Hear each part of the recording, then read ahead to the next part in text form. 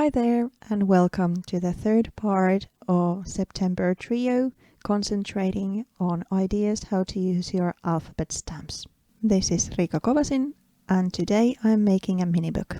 When thinking about the projects, this third project was actually something very different in the beginning, but while I started making it, it took a turn and became a mini book. But some of the elements you can use in any type of crafting, in cards or even in jewelry making. Like this first part, I'm creating some embellishments or pendants using air drying clay. So I'm rolling the clay to various thickness. This first batch is a quite thick one, and then I'm making some thinner ones as well, and then stamping the letters on top. These could be a wonderful gift also. Just remember that air drying clay is quite brittle, so maybe using a polymer clay that needs to be baked, because that probably stands the wear and tear of jewelry better. Then the next technique is not for those of faint of heart. I'm stamping using bleach. So this might cause your rubber stamps to dry and crackle. I was asking for advice for this technique from Seth Apter, who then contacted Leandra of Paper Artsy. And she said the rubber stamps take wear and tear quite well, but it's a drying medium, so you need to condition your stamps afterwards. As you can see, I then stamped using bleach, and my stamps are still okay. Of course, this kind of wear and tear only develops after a certain amount of time. So if you're not wanting to risk your stamps, then just jump over this part. But those of you who want to try it, this is a dark colored cotton fabric, and I'm stamping on top using bleach.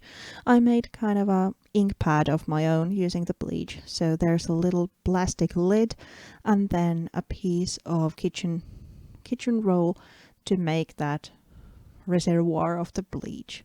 Also remember good ventilation, and you even might want to use gloves when working with bleach.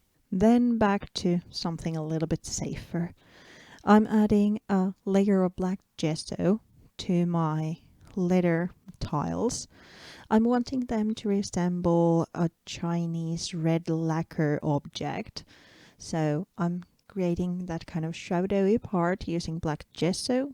Then a little bit later, I'm mixing Aladdin icing ice with red acrylic paint, thus creating a translucent red color I'm applying on top. As a finishing touch, when these were all dry, I added some golden wax to the edges, kind of just framing them with gold. I used the same red color to make a piece of pattern paper for the covers of my book. I've already created a white layer to my gel plate and let that dry. Then I'm applying the red paint on top and removing some of it, creating a pattern using those letter stamps. Again, you need to clean your stamps carefully after using them with paint. I'm just randomly stamping to the plate here and there, and then pulling the print. After pulling the print, I cut the piece to smaller ones so they will fit to my thick felt covers, and I used a sewing machine to adhere those to my covers. Next, I'm tearing some pieces from the bleached stamped fabric, layering them together, and then sewing the letter embellishments on top. This is kind of just for the look of it, because I then used gel medium in a later stage to really secure it in place. I'm also using sewing to adhere the inner pages to my book. These two velvet ribbons make up the spine, so I cut some inner pages, folded them in half, and adhered them together using double-sided tape.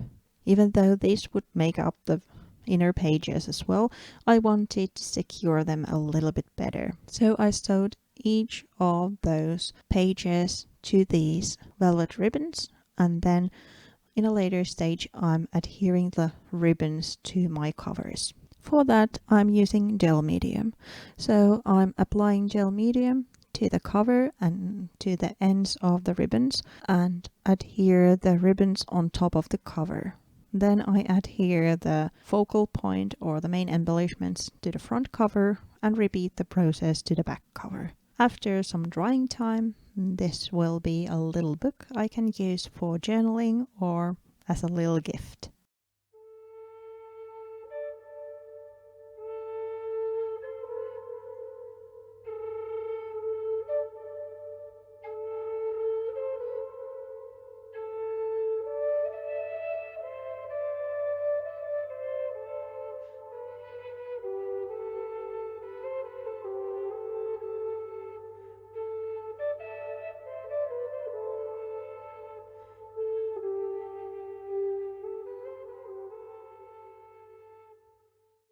Next, there's the picture of the finished book and some detailed shots. I also included this picture from the inside of the book. Thank you for watching. I hope I didn't scare you away with these techniques, and please let me know if you learned something new. Thank you so much for watching. If you like the series, please consider subscribing. Thank you and bye bye.